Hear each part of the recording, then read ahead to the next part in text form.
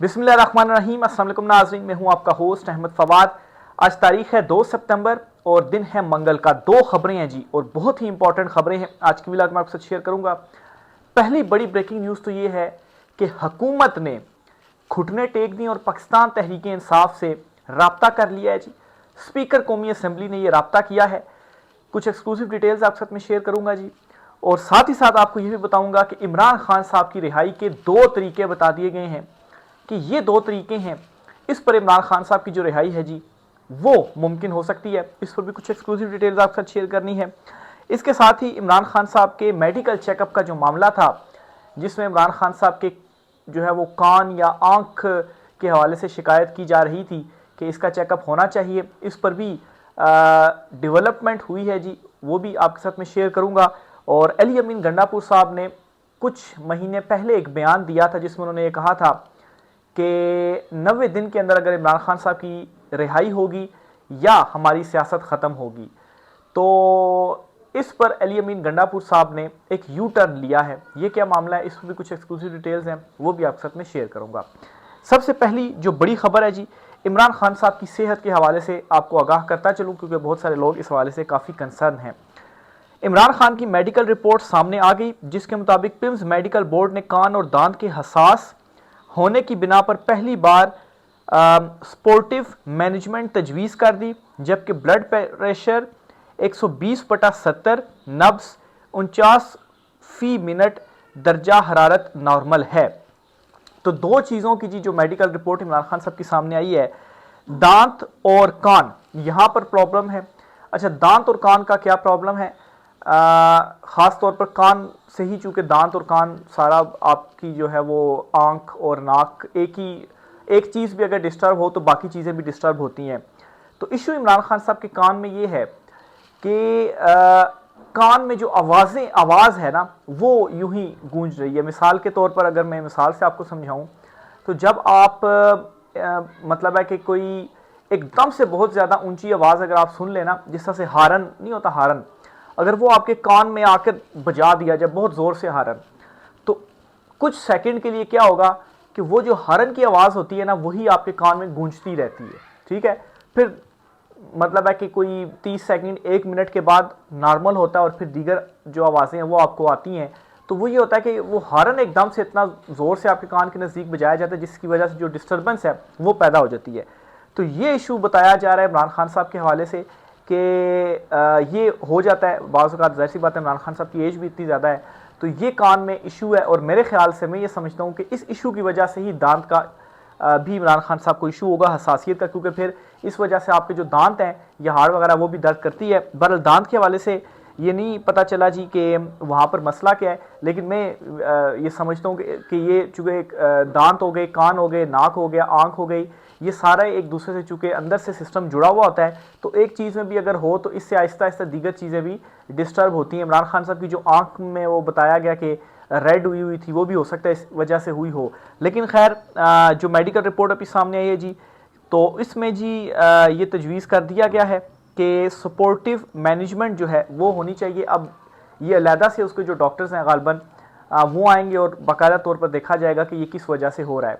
इसमें आपको एक और भी चीज़ बताता चलूँ कि ये जो कान का इशू है ना, जिसकी वजह से हर टाइम यूं ही कोई जो साउंड है वो कान में गूंजती रहती है। बाज़ का तो ऐसा भी होता है कान बंद होने की वजह से ना, अगर कान बंद भी हो जाए ना, आपका पानी चला जाता है और किसी इशू की वजह से, तो तब भी आपका कान बंद हो जाता है और इस तरह से आवाज़ गूंजती है ना, तो ये बहुत ज़्यादा मेंटली सर के लिए आपकी बहुत ज़्यादा डिस्टर्बेंस होती है। आप किसी चीज़ के ऊपर फोकस नहीं कर पाते, काम नहीं कर पाते, और इसको बड़ा ख़तरनाक भी करार दिया गया है डॉक्टर्स की जानिब से। वो कहते हैं कि अगर ये इशू ठीक ना हुआ और मुसलसल इसी तरह से ही चलता रहा ना, तो मेंटली बंदा बहुत ही ज़्यादा डिस्टर्ब हो जाता है।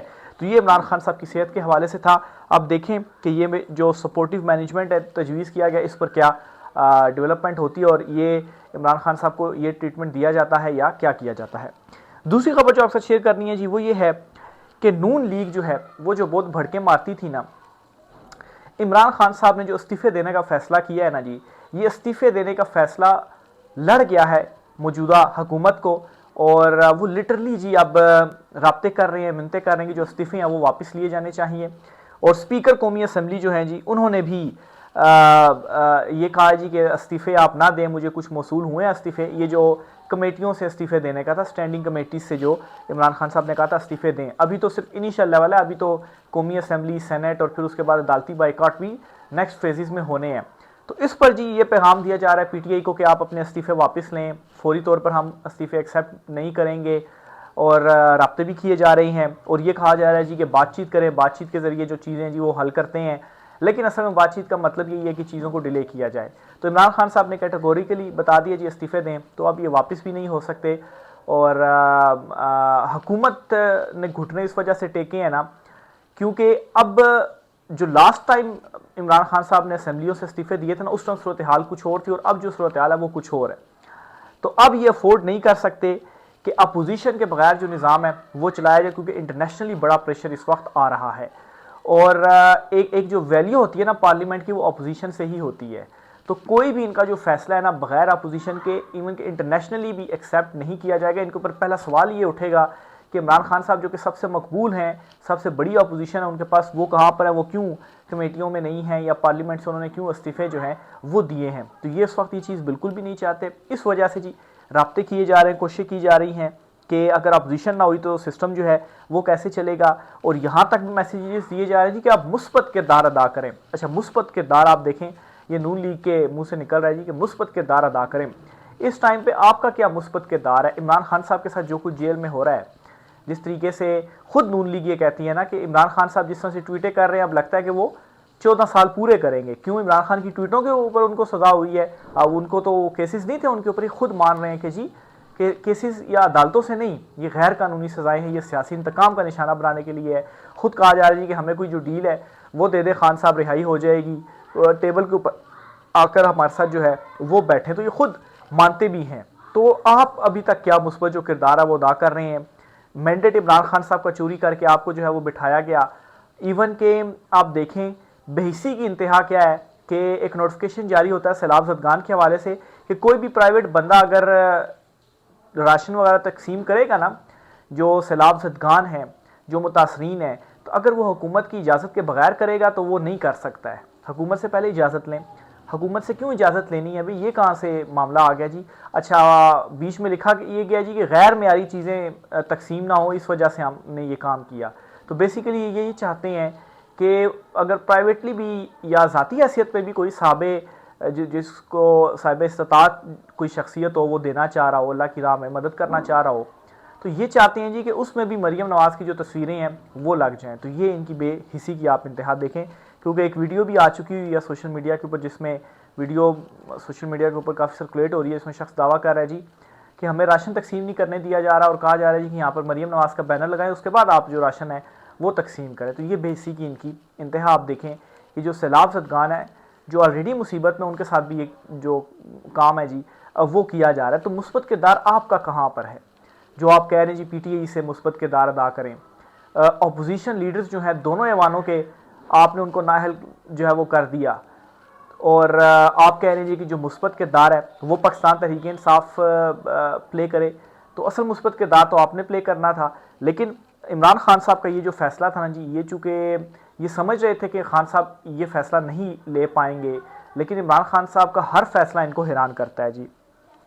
फिर इसी तरह से जी जावेद चौधरी साहब हैं, उन्होंने एक बड़ा अपने उसमें दावा किया, और उन्होंने ये कहा है जी कि इमरान खान साहब जो है वो माफ़ी नहीं मांगेंगे। तो ये बात तो हम शुरू से कहते आए हैं कि इमरान खान साहब तो डटे हुए हैं, वो माफ़ी नहीं मांगेंगे, वो अपने नज़रिए के ऊपर, हकीकी आज़ादी के नज़रिए के ऊपर डटे हुए हैं। तो आप मतलब आखिर क्यों खान साहब को माफ़ी जो है वो मंगवाना चाहते हैं? इवन के अब जावेद चौधरी भी, ये भी आप समझ लें कि इस्टेब्लिशमेंट का बड़ा करीबी इनको ख्याल किया जाता है, और इनके हवाले से भी ख्याल किया जाता है जी कि उन्हीं की ज़ुबानी अक्सर ये बातें करते हैं। तो ये मैसेज पहुंच गया वहाँ पर भी कि इमरान खान साहब माफ़ी नहीं मांगेंगे। ख़ास तौर पर जो लास्ट ट्वीट थी ना इमरान खान साहब की, वो बहुत सख्त थी। उस ट्वीट के बाद एटलीस्ट मैं तो ये समझता हूँ कि इमरान खान साहब ने, क्योंकि पहले ये बातें की जा रही थी कि शायद इमरान खान साहब इसलिए सख्त मौक़िफ़ अपना रहे हैं कि टेबल के ऊपर ख़ुद को मजबूत करें, और अगर मुज़ाकरात हों तो नीचे लग के मुज़ाकरात नहीं करने। लेकिन अब ये क्लियर हो गया इमरान खान साहब की लास्ट ट्वीट के बाद कि मुज़ाकरात की भी कोई गुंजाइश नहीं है। इमरान खान साहब जिस हकीकी आज़ादी के लिए खड़े हुए हैं ना, तो इमरान खान साहब यही चाहते हैं कि अब इनकलाब ही आएगा और ये सिस्टम जो है ये सिस्टम नहीं चल सकता, और इस वक्त हम देख भी रहे हैं सिस्टम चल भी नहीं रहा और ये नीचे से नीचे ही जाएगा। और मेरे ख्याल से जितनी अभी ये इवन का भी कुदरती आफतें भी जो आ रही हैं, सैलाब भी जो है वो आ रहा है, ज़लज़ले वगैरह भी जो है वो आ रहे हैं, तो मतलब है कि अवाम जो है ना, अवाम एक तो ठीक है आपने इमरान खान के पीछे निकलना था, एक ये कि आपने खुद के लिए निकलना है। जितनी में अभी तो सैलाब के बाद जो गंदम है ना ये मज़ीद महंगी होगी, आटा दालें चीनी ये मज़ीद महंगी होंगी, अब ये अफोर्डेबल ही नहीं रहेंगी। यानी गरीब तबका तो छोड़े ना, वो तो मारा ही गया। अगर कोई थोड़ा सा ऊपर बंदा होगा ना, मिडिल क्लास का भी, उससे ऊपर भी, उसके लिए भी अफोर्ड करना चीज़ें बहुत ज़्यादा मुश्किल हो जाएंगी। तो नो ऑप्शन मास सिवा इसके कि आपने बाहर निकलना है और इस इनकलाब लाना है और इस सिस्टम को जो है वो तब्दील करना है। तो इमरान खान साहब भी इसी वजह से अब डट गए हुए हैं और क्योंकि वो देख रहे हैं सारी चीज़ें इनसे नहीं चल पा रहा। और इमरान खान साहब खैर अब उन्होंने ये भी क्लियर कर दिया कि अब मुज़ाकरात का भी कोई ऑप्शन नहीं है, पॉइंट ऑफ नो रिटर्न से भी चीज़ें अभी आगे चली गई हैं।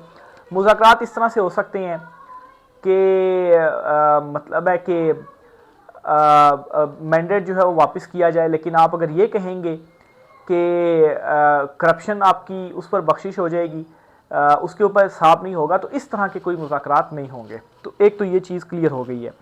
अली अमीन गंडापुर साहब ने एक बड़ा इंपॉर्टेंट स्टेटमेंट दिया है। ये स्टेटमेंट उनका सामने रखने से पहले आपको मैं बताता चलूँ, उन्होंने कुछ महीने पहले ये स्टेटमेंट दिया था कि 90 दिन के अंदर अगर इमरान खान साहब की रिहाई नहीं होती ना तो आर या पार होगा, यानी कि फिर हम अपनी सियासत ख़त्म कर देंगे और या तो जो है वो इमरान खान साहब को हम छुड़वाएंगे। ये उन्होंने स्टेटमेंट दी थी। अब वो अपनी स्टेटमेंट से ज़रा यू टर्न उन्होंने ले लिया, मुकर गए। अब वो क्या कहते हैं, इमरान खान की रिहाई में 2 रुकावटें हैं। एक रुकावट ये है कि मुल्क में कानून नहीं है, जब कानून फाल हो जाएगा तो खान साहब रिहा हो जाएंगे। और दूसरी रुकावट ये है कि खान साहब का एस्टेब्लिशमेंट के साथ मसला चल रहा है, वो मसला हल हो जाए, वो खान साहब ने खुद ही हल करना है, जाहिर है मेरे पास इख्तियार नहीं। तो ये तो जो 2 बातें अली अमीन गंडापुर साहब ने की है ना कि कानून नहीं है, तो अगर कानून नहीं है तो आप वज़ीर आला हैं तो निकलें, अडियाला जेल भी जाएं, तो कोई एहतजाज को लीड करें कि कानून क्यों नहीं है, लेकिन खामोशी से बैठे हुए हैं। और दूसरा ये जी उन्होंने अपने साथ से अब ये चीज़ उतार भी दी है, दूसरी बात करके एस्टेब्लिशमेंट के साथ मसला है जी, हम कुछ नहीं कर सकते, हमारी तरफ से हैज़ अप है, एस्टेब्लिशमेंट खान साहब ने खुद ही उनसे मसला हल करना है, जब वो मसला हल हो जाएगा खान साहब बाहर आ जाएंगे। तो यहाँ पर मैं ये समझता हूँ जी कि अली अमीन गंडापुर जो है जी उन्होंने सरेंडर भी कर दिया है कि, और ख़ास तौर पर इमरान खान साहब ने लास्ट ट्वीट में अली अमीन गंडापुर को भी काफ़ी लताड़ा है। तो वो यहाँ पर ये भी देख रहे हैं कि बस अब मेरी गिनती के ही दिन है। तो उनकी बॉडी लैंग्वेज और उनकी स्टेटमेंट से ये भी चीज़ जाहिर हो रही है कि उनको ये पता चल गया कि अब उनकी गिनती के ही जो दिन है जी वो बाकी रह गए हैं। तो इस वजह से भी मैं समझता हूँ ये स्टेटमेंट आई होगी। इनको उन्होंने हैंड्स अप कर लिया खान साहब की रिहाई के, हम अब कुछ भी नहीं कर सकते। ये 2 रुकावटें हैं जी, कानून ही नहीं है। कानून होता तो अदालतों से रिलीफ मिल जाता, और दूसरा जी एस्टैब्लिशमेंट से मसला है वो खान साहब ने खुद ही हल करना है, हम कुछ भी नहीं कर सकते। एक ऑडिट रिपोर्ट में जी गंदम, जो मैंने आपको शुरू में खबर दी ना कि गंदम का भी बुरहान आने जा रहा है, महंगा आटा चीनी फिर से होगा, तो इसमें जी एक ऑडिट रिपोर्ट में इंकशाफ हुआ, आपके साथ शेयर करता चलूँ। अरबों रुपए की दरामदी, गंदम खराब होने के बायस फरोख्त ना होने का इंकशाफ। पास्को 74 अरब 47 करोड़ की दरामदी गंदम की फरोख्त में नाकाम रहा। दरामदी गंदम फंगस, सुसरी या ससरी और खोपरा गंदम पाउडर के बायस इस्तेमाल के काबिल ना रही। तो ये जी आपकी 74 अरब 47 करोड़ की ये दरामदशुदा गंदम थी जी, जो आपकी ख़राब हो गई है। तो ये सारा मतलब है कि कोई 74.5 अरब रुपए जो है किसका नुकसान है, ये आपका नुकसान है। इन्होंने तो अपने जेबों से नहीं देना है, ये आपकी जेबों से आप पैसे गए हैं जहाँ जिससे ये गंदम आई है, और वो फ़रोख्त क्यों नहीं हो रही, इतनी सारी गंदम पड़ी हुई है। तो एक तो गंदम को इतना महंगा ही नहीं करना चाहिए था, और दूसरा फ़रोख्त क्यों नहीं हो रही है। आपने मतलब है कि या अगर आपने स्टोर भी की हुई है तो ऐसी जगह पर क्यों स्टोर की हुई है कि ये ख़राब जो है वो हो गई है गंदम, उसको बचाना था ना। इतने बड़े बड़े इदारे जो हैं वो किस लिए कायम किए गए हैं। तो एक तो ये जो दरामदी गंदम है जी ये भी ख़राब हो गई है, ऊपर से ये जो सैलाब आए हैं, सैलाब की वजह से फसलें भी लोगों की तबाह हो गई हैं। तो अब अल्लाह ही खैर करे, देखें कहाँ पर महंगाई और चीज़ें जाती हैं। और ये जो निज़ाम है ये अब ये तो वाज़ेह हो गया कि ये निज़ाम ये चल ही नहीं सकता है, क्योंकि ये खुद नाअहल हैं, ये चला ही नहीं पा रहे चीज़ों को। अब देखें अवाम कब खड़ी होती है। राय का सार कीजिएगा। आज की व्लॉग से इतना ही, इजाज़त दीजिए, अल्लाह हाफिज़।